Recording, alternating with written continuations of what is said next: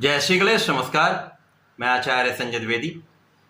मेरे समस्त प्रबुद्ध दर्शकों का मेरे चैनल पर हार्दिक स्वागत है। आज मैं युवराज बुध के राशि परिवर्तन प्रभाव को लेकर आपके सम्मुख उपस्थित हूं। नवग्रहों में युवराज बुध अपनी राशि का परिवर्तन करने जा रहे हैं तथा वर्तमान अपनी नीच राशि को छोड़कर तथा राहु के प्रभाव से मुक्त होकर सेनापति मंगल की मेष राशि में प्रवेश करने जा रहे हैं। अब मेष राशि एक ऊर्जावान राशि है। ऊर्जा का स्तर बहुत अच्छा होता है। जहां पर पहले से सूर्यदेव अपनी उच्च राशि में गोचर कर रहे हैं, तो जब यहां पर बुध का प्रवेश होगा तो सूर्य और बुध का एक प्रबल रूप से बुधादित्य योग का निर्माण होगा, जो संपूर्ण रूप से विशेष योग बनाने वाला है। अत्यंत लाभकारी होने जा रहा है। अब बुध इस नवग्रहों में एक ऐसे ग्रह हैं जिनका संपूर्ण प्रभाव इमीडिएट मिल जाता है, तुरंत मिल जाता है। चाहे वो अच्छा प्रभाव चाहे वो नेगेटिव इफेक्ट हो, दोनों प्रभाव तुरंत दे देते हैं।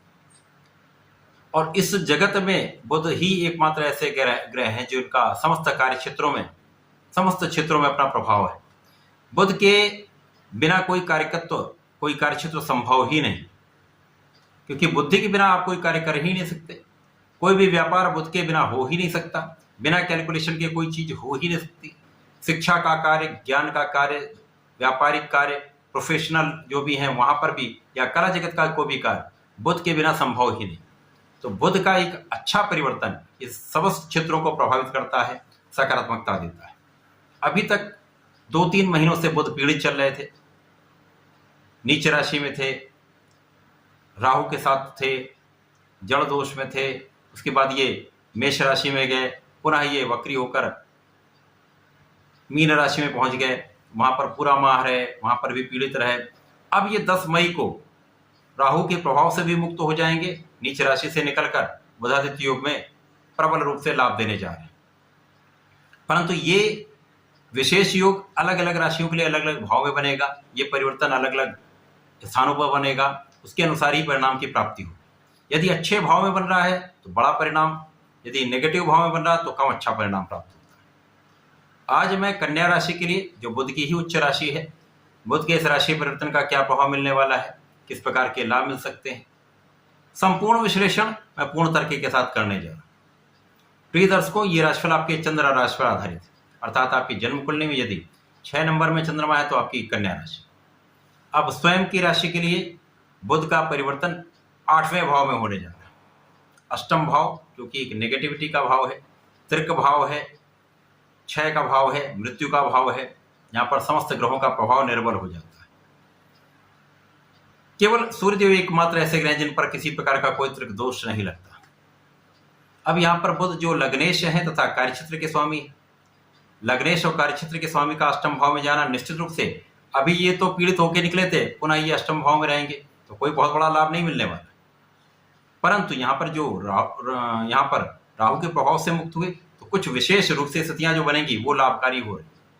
जैसे कि यहाँ पर अष्टम भाव में होंगे तो यहाँ पर सूर्यदेव के साथ इनका युति प्रभाव आरंभ होगा। जब यहाँ पर सूर्यदेव के साथ में होंगे तो विशेष रूप से यहाँ पर एक विपरीत राजयोग बनेगा।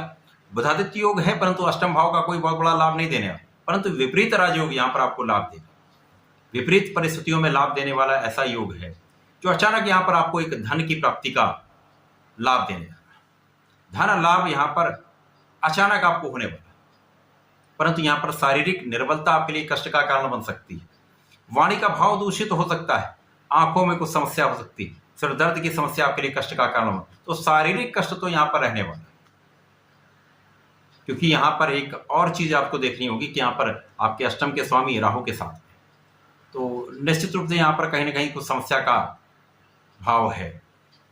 इसके साथ ही साथ कार्य क्षेत्र में भी कुछ उतार चढ़ाव की स्थिति बनी रहेगी। कार्य क्षेत्र में भी अचानक कहीं अच्छा कहीं कम अच्छा प्रभाव आपको मिलने वाला है। बुरा प्रभाव नहीं कहेंगे, लेकिन कम अच्छा प्रभाव मिलेगा। आपके श्रम के अनुसार, आपकी योग्यता के अनुसार, आपकी क्षमता के अनुसार, आपकी बुद्धि के बल पर आप जितना कर सकते हैं, आपके परिश्रम के अनुसार आपको उतना अच्छा फल नहीं मिलेगा, परंतु प्रयास आपको करते रहना। यदि आप यहाँ पर प्रयास करते रहें तो भाग्य का साथ आपको लाभ अवश्य देगा। तो यहाँ पर भाग्य के कारण आकस्मिक धन का योग बन रहा है। निश्चित रूप से एक अच्छा योग। परिवार के बीच में सामंजस्य बनाकर चलें, वाणी के कारण विवाद की संभावना होती है। पारिवारिक संपत्ति में अचानक लाभ तो होगा, परंतु कुछ विवाद की स्थिति भी बनती है। यदि आप सामंजस्य बनाकर चलेंगे तो इन समस्याओं से बच जाएं। जब तक सूर्य यहाँ पर है, बुध के साथ आपकी लग्न को प्रबलता मिलेगी, आपको बल मिलेगा, परंतु सूर्य के परिवर्तन के पश्चात यहाँ पर निश्चित रूप से वो समस्याएं बढ़ जाएंगी। यहाँ पर कार्यक्षेत्र में भी उतार चढ़ाव प्रारंभ हो जाएगा, कार्यक्षेत्र में भी नेगेटिविटी आ जाएगी, लोगों का सहयोग नहीं मिलेगा। आपके व्यापारिक क्षेत्र में जहां पर आप लोगों से व्यापार करते हैं वहां पर भी कुछ उतार चढ़ाव की स्थिति बनी रहेगी, उतना लाभ नहीं मिल पाएगा। इन्वेस्टमेंट में सही लाभ आपको प्राप्त नहीं होगा। जो निरंतर चलने वाले कार्य हैं उनमें बड़ा लाभ नहीं मिलेगा, परंतु अचानक कुछ धन प्राप्त आपको अवश्य होता है। इसी प्रकार से यहाँ पर लग्न की निर्बलता से आपके प्रभाव में कमी आती है, कुछ अपयश का योग बनता है, क्योंकि वाणी के कारण जब विवाद होगा तो अपयश अवश्य होता है।